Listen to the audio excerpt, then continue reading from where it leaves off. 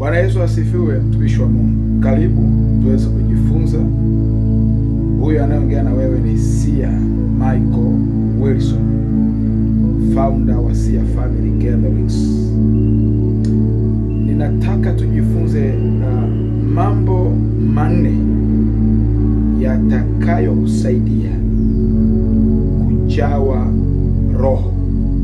Mambo manne yatakayokusaidia kujawa Roho.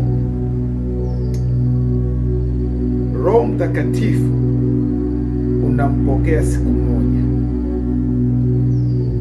lakini ili nguvu za Mungu zidhihirike kwako katika dimensions mbalimbali au katika levels mbalimbali, unahitaji kujazwa na Roho Mtakatifu kila inapoitwa leo. Kwa hiyo yako mambo manne yatakayokusaidia kujawa na Roho Mtakatifu, na tutasoma kwenye Waefeso sura ya 5 mstari wa 18 na kuendelea. Neno la Mungu linasema, tena msilewe kwa mvinyo ambamo mna ufisadi. Anasema bali mjazwe Roho. Mwamini anasisitizwa asilewe kwa mvinyo. Mwamini anasisitizwa ajazwe ama ajawe Roho, ajawe Roho. Mstari wa 19 Biblia inasema, mkisemezana kwa zaburi na tenzi na nyimbo za rohoni, huku mkiimba na kumshangilia Bwana mioyoni mwenu, na kumshukuru Mungu Baba siku zote kwa mambo yote katika jina lake Bwana wetu Yesu Kristo.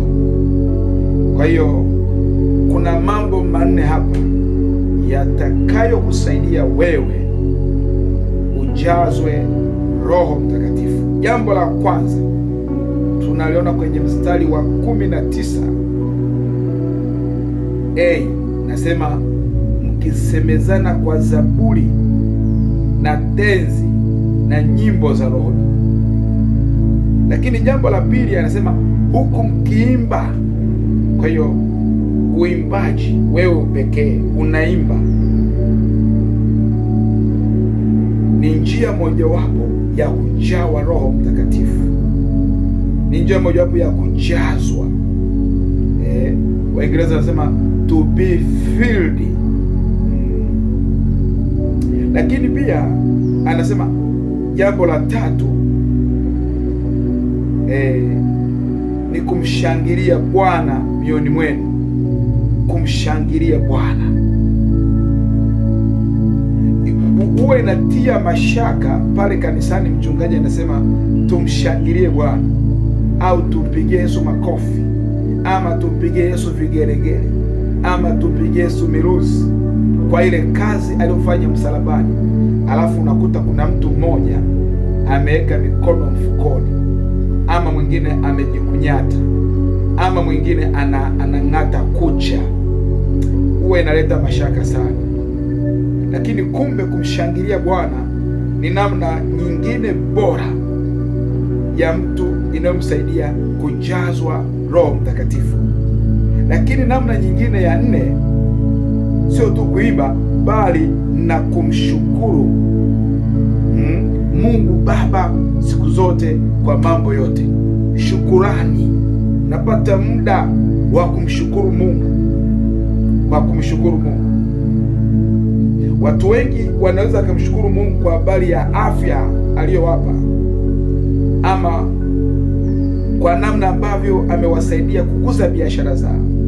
Lakini unaweza ukamshukuru Mungu kwa namna ambavyo amekutoa kwenye mauti, kwa namna ambavyo amekupa roho wake, kwa namna ambavyo wewe na Baba mmekuwa roho moja.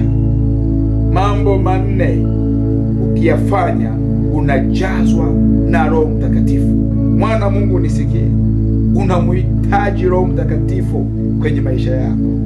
There is no way utamtumikia Mungu na ukademonstrate the power of God bila kuwa na Roho Mtakatifu.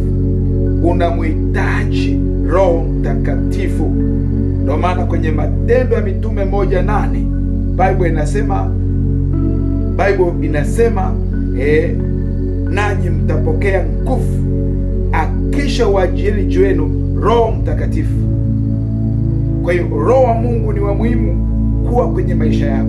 Asiishie ndani tu, anatakiwa atoke nje, aguse maisha ya watu. Mambo manne. Mungu akubariki sana.